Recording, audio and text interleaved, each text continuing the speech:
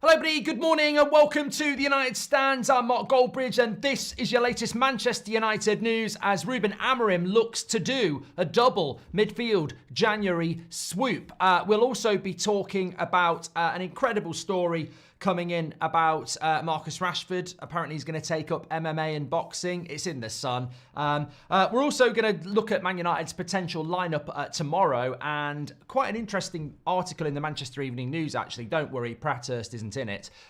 It's three journalists giving their lineup tomorrow. Now, I don't really put a lot of weight on their lineup or my lineup or your lineup. We're all a community here, but it is interesting when you look at the many different lineups, and I was reading yours the other day, just on how many people have so many different ideas about what we should be doing tomorrow. Also, big watch along later on That's Football, which is Manchester United related. That's Football this afternoon. We're doing Arsenal, Forest and Man City Spurs. But whilst watching those games, we've got live coverage of RB Salzburg's game against Lask. That will be on That's Football. You'll be able to watch the game with me on YouTube. We've got exclusive rights to do that. The interesting thing is Salzburg, we'll talk about it a little bit later, have got some young players coming through. Is it Gorna Duath in the midfield and Glock, the attacking midfielder, both been linked to Man United, and a few others as well. So don't miss that at 3 o'clock today. Massive watch along. But let's get into Manchester United. This double midfield swoop involves Ederson, and it involves Chris Rigg. Rigg at Sunderland, Ederson at Atalanta. I feel like a lot of what we're talking about, I'm not saying we're getting sourced information. That's not what I'm saying at all. But some people act like they do get sourced information. And unless it's Ornstein or Romano, it never really seems to come to pass, does it? The names we get mentioned never happen. Amorim's not going to have any control of transfers when he does, and the Glazers will end. There's all sorts of things going on around Ineos and the Glazers, but the reason I say that is that I have said consistently on this show, and let's just read you the story coming in from Plettigol again in Germany.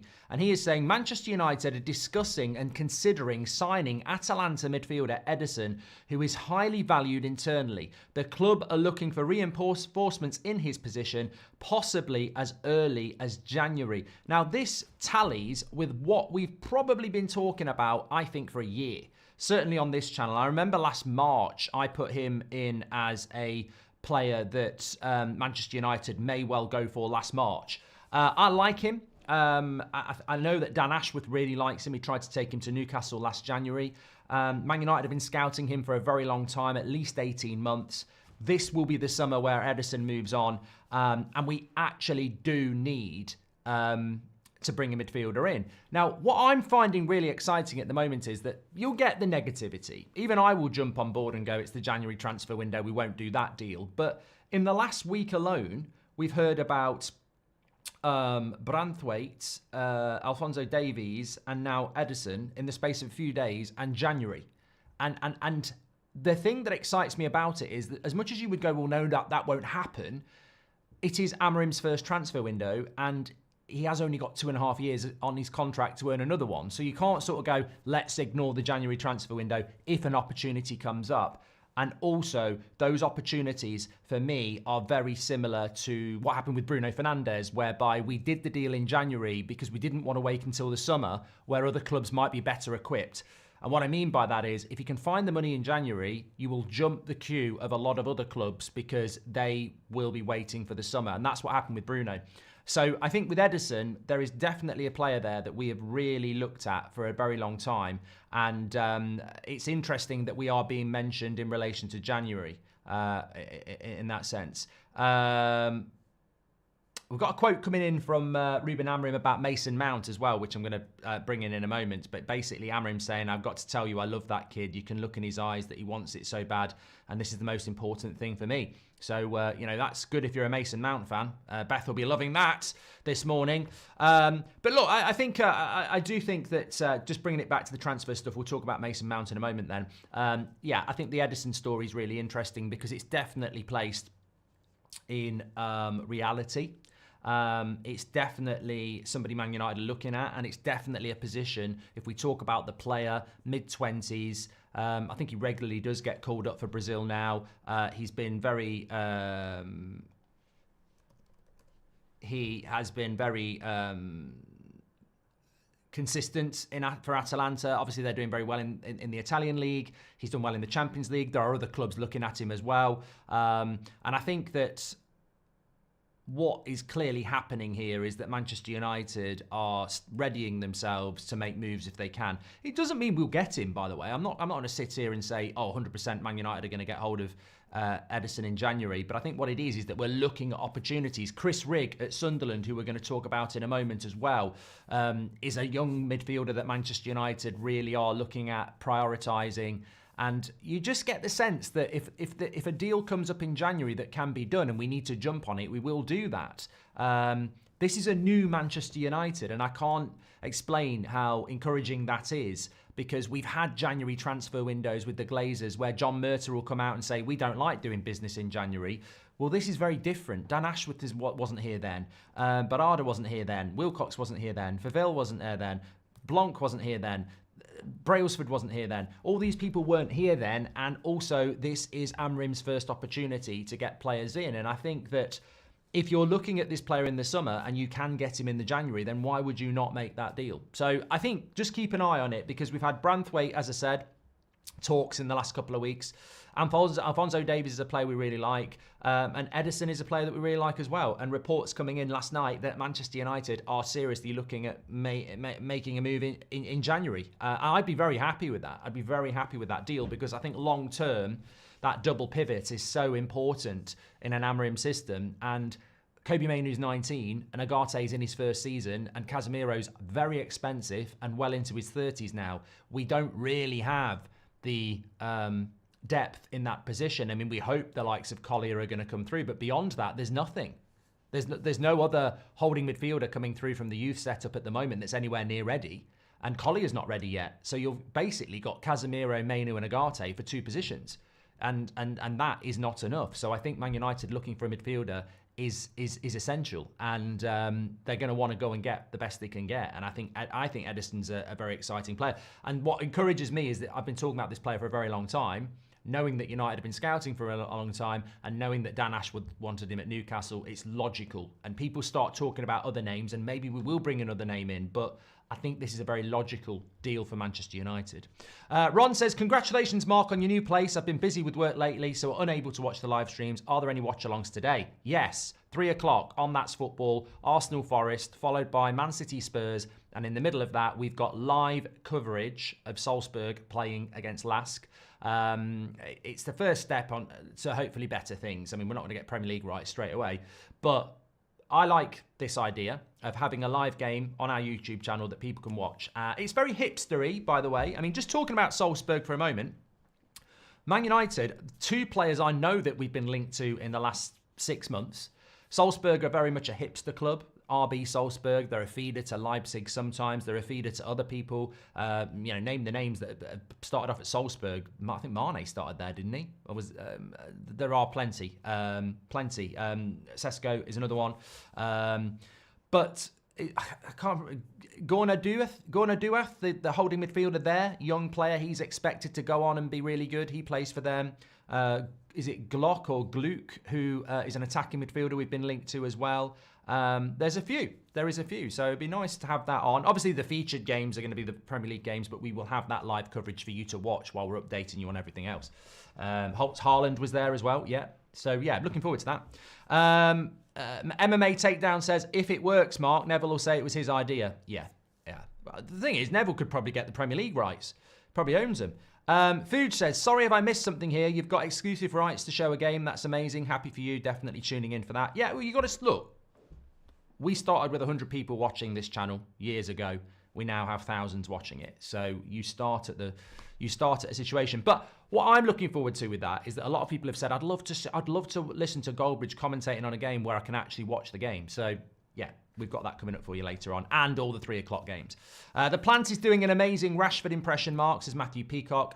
And hypothetically, which do you think will be Ruben's best 11, says Daniel.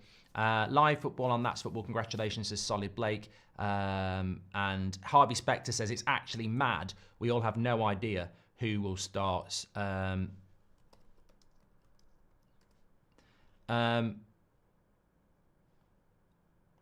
Yeah, I want to just talking about the lineup. I'll talk about that in a moment.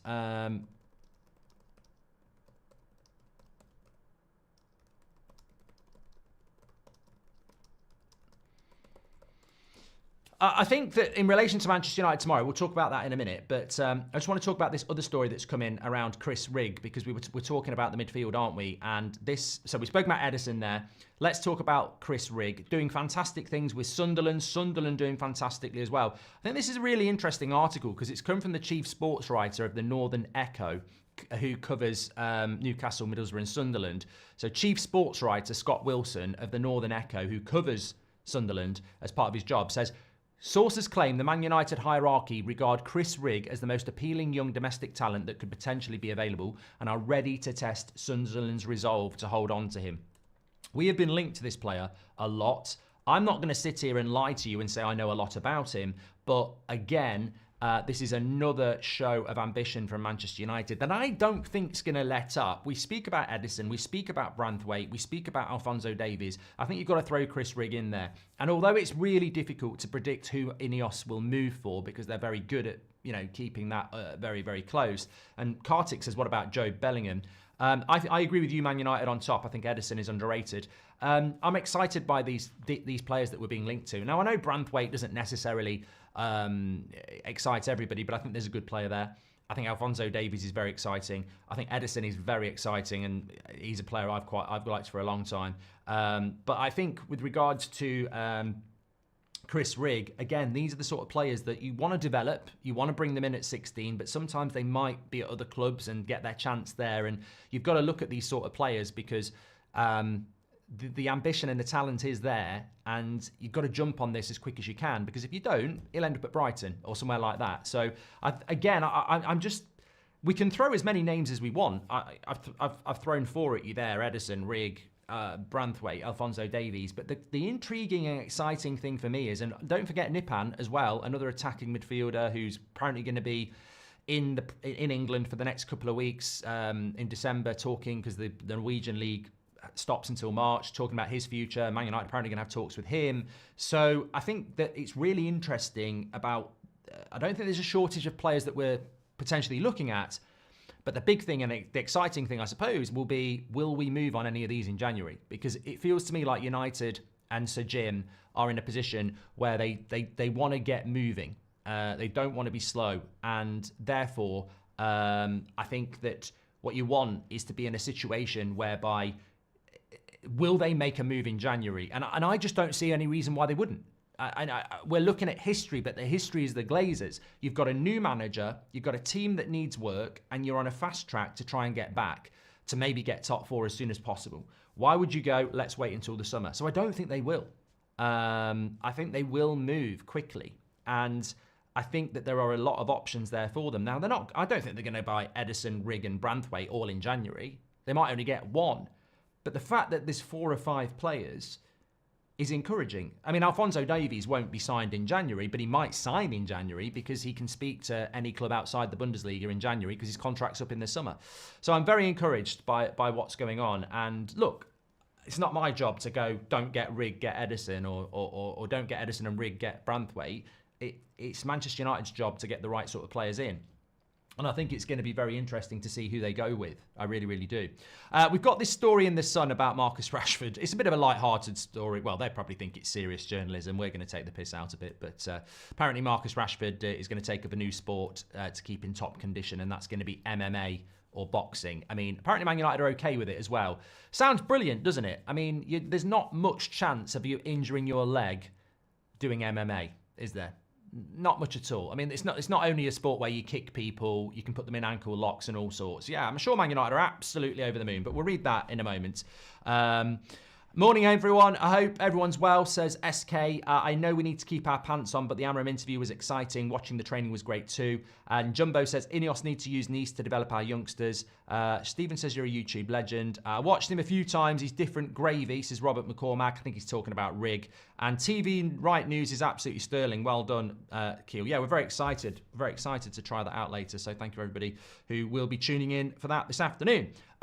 Let me talk to you about this quote that's just come in from Ruben Amorim. In from Amorim, he says this about Mason Mount, and I mean, look, it's a direct question. There's a few questions that he's been asked about, and this is what he's had to say.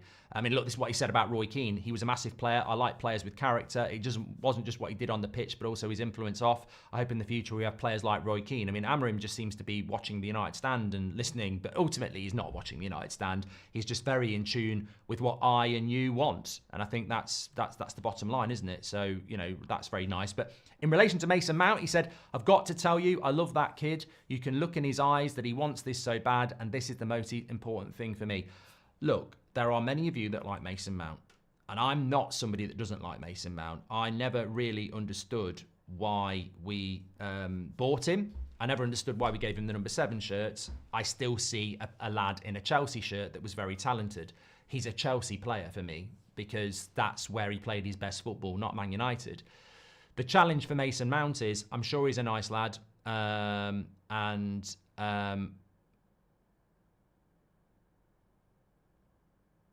feel that,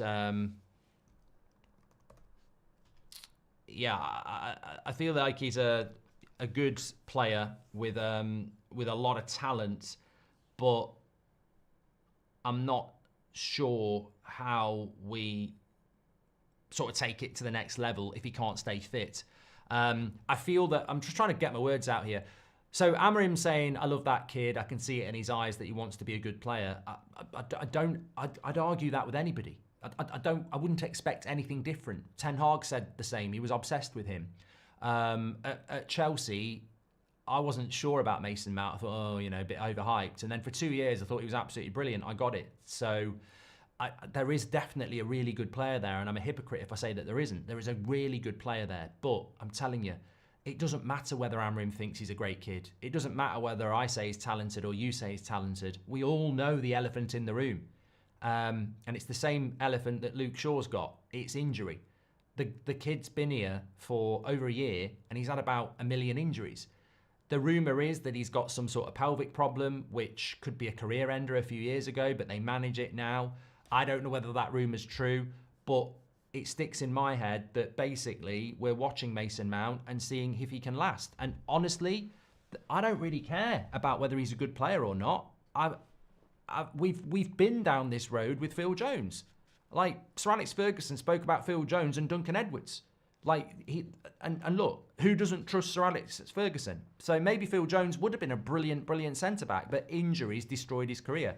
And I'm not going to put any time into a player that's just not going to be fit. So for me, Mason Mount, whether he's good enough or not, I don't care.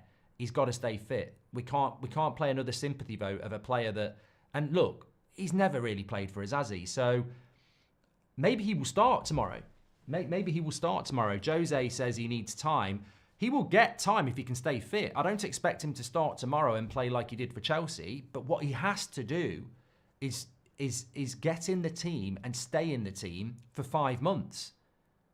And if it takes him 5 months to show that he's good enough for Man United, that's fine. I don't expect him to hit the ground running.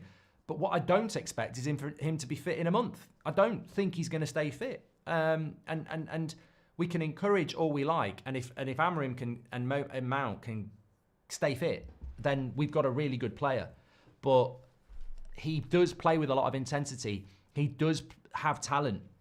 Even the small amount of minutes we've seen him play for under Ten Hag, he really does show that ability, but or potential, or whatever you want to call it. But this is not a conversation about whether he's good enough. I mean, he's won the Champions League. He started for England a lot. He was one of Chelsea's better players. We spent £55 million on him with a year left on his contract.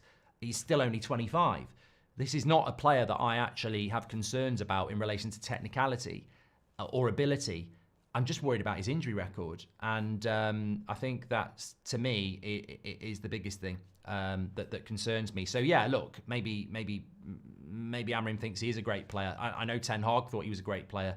But you're nothing if you're not fit. So that's the thing. I think with Mason Mount and Luke Shaw, I'm in agreement that both are really good players. And I actually do like both players. But I've sort of reached the point where I just don't trust them to stay fit. And I know that's really harsh because they won't be getting injured on purpose, but availability is the best ability in football, and it doesn't matter how good you are if you're not. I mean, look at Neymar for the last year. He's still, I believe, one of the best players in the world, but he's no better than Harvey Barnes at the moment. In fact, Harvey Barnes better than Neymar because he's available, and that's the thing.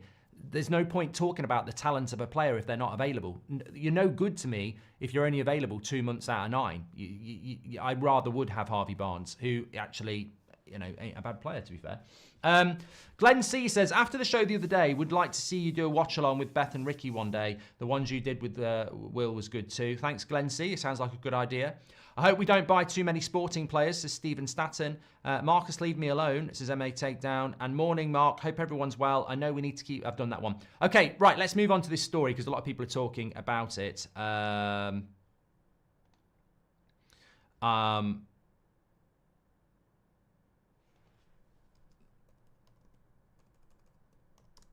want to read you this story about...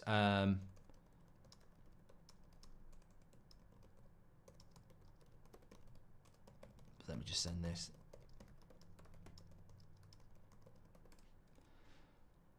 So, well, I've lost it now. Here it is. So, here we go. So, it's in the Sun. Straight away, it's in the Sun.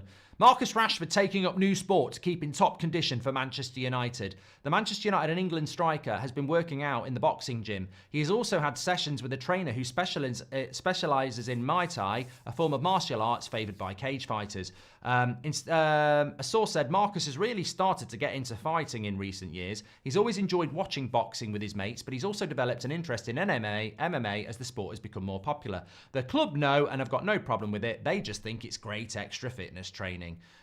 What a crock of absolute shite. I mean, we all need a little bit of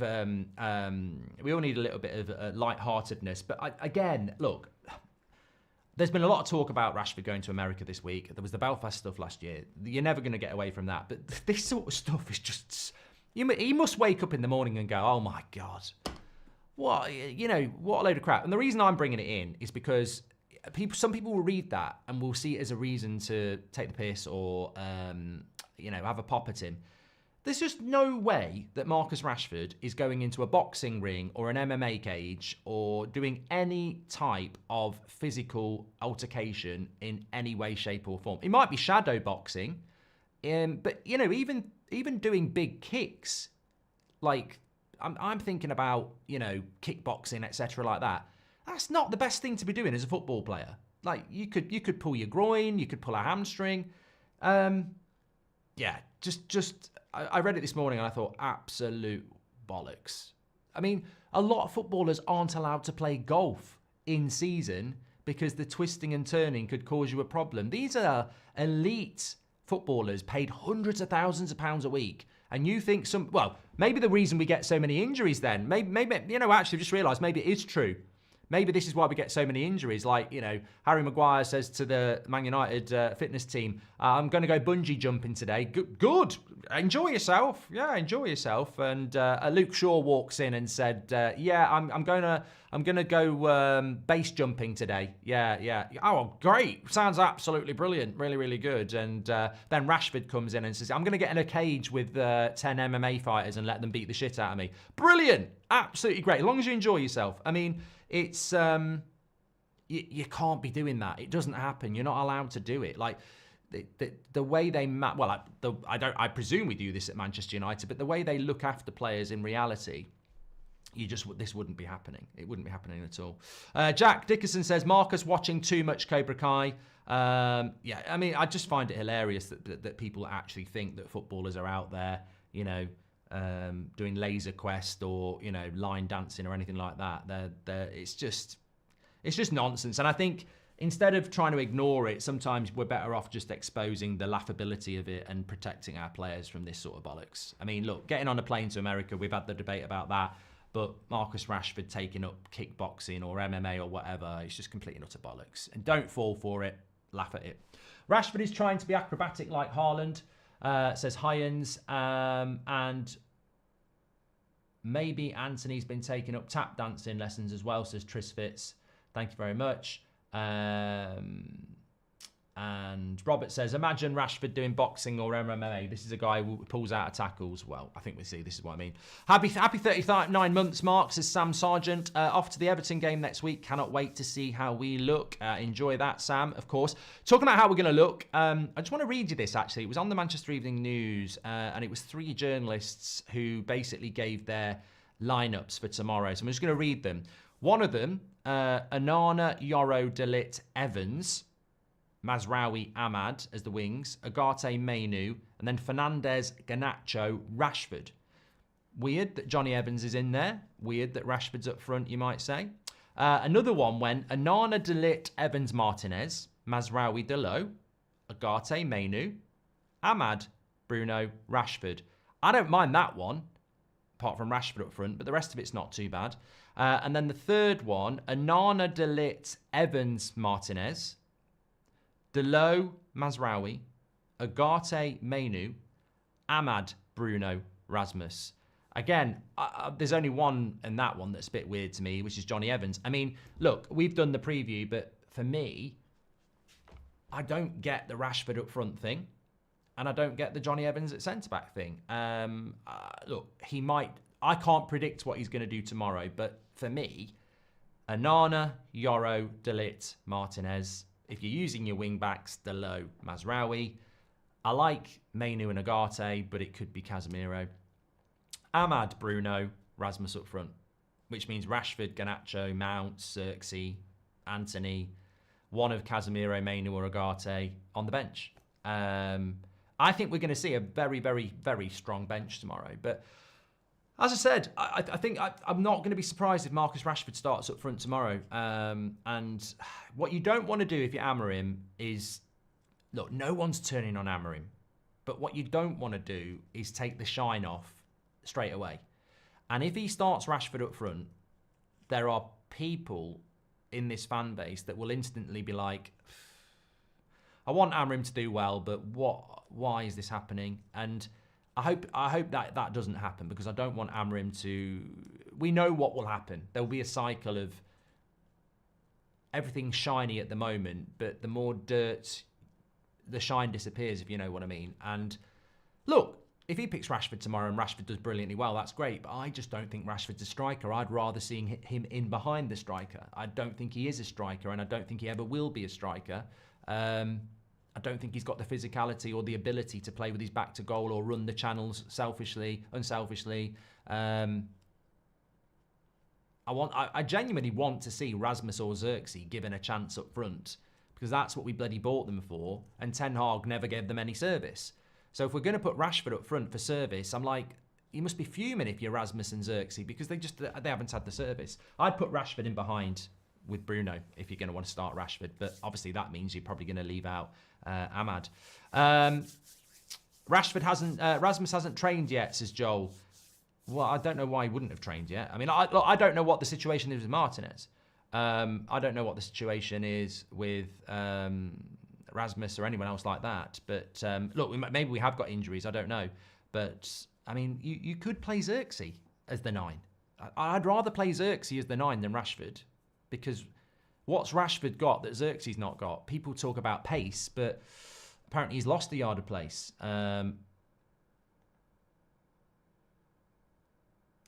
So, you know. Hi, Mark. I hope you're very well. Very excited for the game tomorrow and see an identity at last. Do you think it will last, though, says Rudolph the Red? I hope so. I hope so. John Halibi says, Luke Shaw doesn't do any sporting activities. He just acts as a crash dummy for cars. Okay. I actually don't know on that one. Xerxes won't be a number 9 in my opinion in this system, says Guy Fawkes. We need to stop having 2 goalkeepers on the bench, says Solid Blake. Well, yeah, I think that always was a personal... I just don't... I mean, I think Ollie started that, and then it continued, didn't it, with... with Ten Hag, that will disappear. That will disappear because tomorrow we will have a lot of players that can play on the bench. So, yeah. If you're tuning in, make sure you smash a like on the video. Thanks everyone who's tuning in. Don't forget to tune into That's Football at 3 o'clock. We've actually got live football on That's Football. You'll be able to watch a live game. Salzburg will be on our screen for that whilst we keep up to date with what's going on in the Premier League as well. So that will be sort of like a nice little backdrop while we're talking about everything else. Man United play Ipswich tomorrow at 4:30. Transfer news, Ederson. All I'm going to say about this is this is the fourth transfer story this week about Man United looking to do something in January. And whether it's Chris Rigg, Ederson, Branthwaite, Alphonso Davies, all of those logically make sense in January. Will we push forward with one of them in January or will we wait until this summer? I think United, I suppose the question is, if someone was to say to me, Mark, why are we being linked to them in January and not the summer? I think it's about two things. One, a desire to move forward as quickly as possible without making mistakes, not being desperate. But if this is a player that we want and we can get him, why wait till the summer? I think that's one reason. And another reason is competition. If this is a player that we want and we can get him in January, why wait till the summer when other clubs might be better equipped to fight us for him as well? For example, Ederson. If we can afford Ederson in January, but Newcastle can't, but in the summer they can, and Spurs can, and somebody else can, then you have that Bruno Fernandes scenario where we went for him in January knowing that other clubs couldn't get him in January but would go for him in the summer. So I think that is that's probably two of the reasons why we're trying to do it. One thing we have is a very strong bench in this formation, says KC. Yeah, and I would say that I don't think when the team comes out tomorrow, anybody should be losing their shit about it. You might not be happy about it, and that's absolutely fine. You know, you might not be happy, but I would urge caution on how you react. I mean, look, I think Ahmad will start, but if he doesn't, and we see free Ahmad, it's dangerous because you're automatically going against what the manager decides, and we have to trust the manager. I mean, I don't want to see Rashford playing up front. I want to see him playing in behind the striker, but if he plays him up front, then it's the manager, isn't it? And look, I wanted Ten Hag to do well. He sacked himself. Every manager that comes in has to make the decisions because ultimately in 2.5 years, if they get sacked, they walk out the door. So we've got to back this manager on what he does tomorrow. And I think there'll be maybe 2 or 3 positions. I'm not 100%.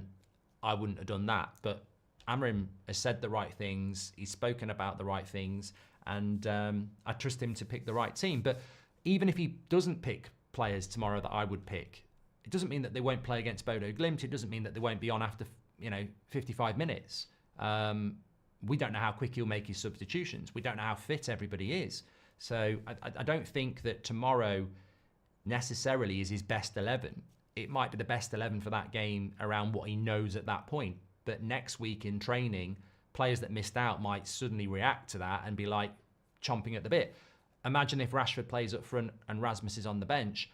Rashford does okay, but then Rasmus does really well in training, and then he gets the spot. So there's all sorts of stuff. And let's not count out Xerxes. But I agree with peaceful mediation. Højlund is better. He protects the ball better and runs a lot. Xerxes doesn't run. So there we go. Thanks everyone for watching. Really appreciate that. Don't forget to tune in from 3 o'clock at That's Football today, even if you're just tuning in just to see what it's going to look like. Live football on That's Football for the first time. Also, we'll be keeping up to date on all the 3 o'clock games, including Arsenal against Forest and all the other Premier League games. The Premier League is back. Man United are back tomorrow. Lots to get excited about, and can't wait for it. Make sure you smash a like and subscribe. Get your comments in below. I'll speak to you on the next one.